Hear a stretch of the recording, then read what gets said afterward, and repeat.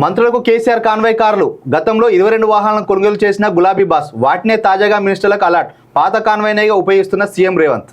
దీన్ని కొంతమంది వ్యక్తులు ఏం చేస్తున్నారంటే మంత్రులకు ల్యాండ్ క్రూజర్ కార్లు ఇస్తున్నారని చెప్పేసి పెద్ద ఎత్తున ప్రచారం చేస్తా ఉన్నారు. ఇది గతంలో మనం చూసినాం. 22 కార్లను కేసీఆర్ కొంటే అది కేసీఆర్ కాన్వాయ్ కోసం కొంటే ఆ కాన్వాయ్ని మినిస్టర్లందరికీ ఇచ్చేస్తున్నాడు. వాస్తవం చెప్పాలంటే ఇది మంచి పరిణామే, తప్పేమీ లేదు. వాస్తవంగా మరి వాటిని ఏం చేసుకుంటారు వెహికల్స్ ని? ఖచ్చితంగా వాటిని వాడాల్సిన, వాటి ప్లేస్ లో మళ్ళీ కొత్తగా తీసుకొస్తే భారమే కదా. సో దాన్ని సద్వినియోగం చేసుకోవడం మంచిదే. దాన్ని బీఆర్ఎస్ వాళ్ళు ఎట్లా ప్రచారం చేస్తున్నారు? ల్యాండ్ క్రూజర్ కార్లు ఇస్తున్నారు మంత్రులకు, మళ్ళా చేస్తున్నారు పేద మంత్రికి అని చెప్పేసి. ఇక్కడ ఒక నిన్న వచ్చింది ఒక దాంట్లో ఒక బీఆర్ఎస్ సంబంధించినటువంటి ఒక ఆర్గనైజేషన్ లో రావడం జరిగింది. తెలుగు స్క్రైబ్, ఇది బీఆర్ఎస్ సంబంధించినటువంటి కారు. ఇది కారు కూడా కొనుక్కోలేని పొంగులేటి లాంటి బీద మంత్రులకు కొత్త ల్యాండ్ క్రూజర్. కొత్త కాదు రా నాయన, ఏం రాస్తున్నారో మీకు అర్థం కాదు. కొంచెం ఎంక్వైరీ చేయండి, చేస్తే బాగుంటుంది. మంత్రులందరికీ ఒక్కో ల్యాండ్ క్రూజర్ కారు వాహనానికి కేటాయింపు. ఇప్పటి వరకు సీఎంకు మాత్రమే ల్యాండ్ క్రూజర్ వాహనాలు, ఇకపై మంత్రులకు కూడా ల్యాండ్ క్రూజర్ వాహనాలు సమకూర్చిన ప్రభుత్వం. ఒకవైపు ఆర్థిక పరిస్థితి ఇబ్బందులు అంటూనే మరో కొత్త వాహనాలు ఇచ్చిన రేవంత్ సర్కార్. కొత్త వాహనాలు ఏమి ఇవ్వలేదు, అవి కేసీఆర్ కోసం కొన్న కార్లు. ఇగో ఈ నెంబర్ ఉంది కదా, ఇగో ఈ నెంబర్ TS09PC 5664 ఉంది కదా, ఇగో దానికి సంబంధించినటువంటి ఇగో ఆ నెంబర్. ఎప్పుడు రిజిస్ట్రేషన్? ఎప్పుడు? 18th August 2023. అంటే ఈ గవర్నమెంట్ రాకముందే రిజిస్ట్రేషన్ అయింది.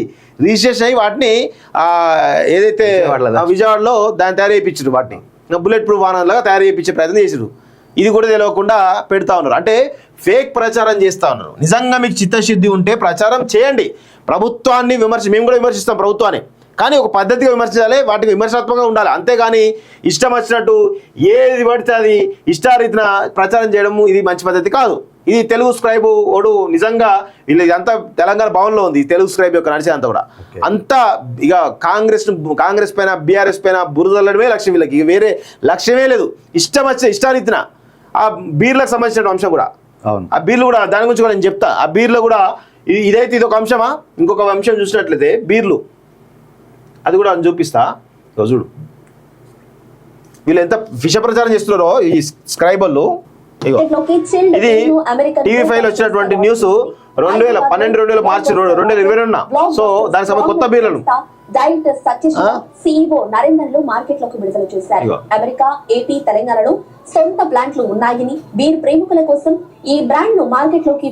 సో ఇట్లా గతంలో 2022 వీళ్ళకి బీఆర్ఎస్ హయాంలోనే కొత్త బిల్లు లాంచ్ చేసినప్పుడు, ఇప్పుడు వచ్చేసి వీళ్ళు విష ప్రచారం చేస్తా ఉన్నారు. బీర్లు అవైలబుల్ లేవు అవి అనుకుంటారు. కొత్త బిల్లును మార్కెట్లో తీసుకొచ్చిందే బీఆర్ఎస్ వాస్తవంగా. దాన్ని మళ్ళా ఈ కాంగ్రెస్ మీద ఉద్దే ప్రయత్నం చేస్తారు. ఇటు ల్యాండ్ క్రూజర్లు, ఇటు బీర్లు, ప్రతి అంశాల్లో కూడా కేసీఆర్ చేసినటువంటి గత ప్రభుత్వ తప్పులను కూడా ఈ వీళ్ళ పైన ఇస్తా ఉన్నారు. ఎంత దుర్మార్గం అంటే దీనిలో తెలుగు స్క్రైబ్ నిజంగా కూడా వీళ్ళు చేస్తున్నటువంటి దుష్ప్రచారం ఏదైతుందో ఇది చాలా పెద్ద నష్టం జరుగుతూ ఉన్నది. చాలా పెద్ద ఇది. ఇలాంటి విష ప్రచారాలను ఎవరు కూడా నమ్మద్దు వాస్తవంగా. ఇలాంటి విష ప్రచారం అంటే విషయాన్ని కొరల్లో పెట్టుకొని చేస్తున్నటువంటి ప్రచారం ఏదైతుందో దీన్ని ఎవరు కూడా నమ్మొద్దు అని చెప్పేసి కోరుతా ఉన్నాం వాస్తవంగా. ఇలాంటి వాళ్ళకు ఏంటంటే ఒక ఫేక్ నేమ్ పెట్టుకొని చేస్తూ ఉంటారు. నిజంగా చిత్తశుద్ధి అలా చేయండి.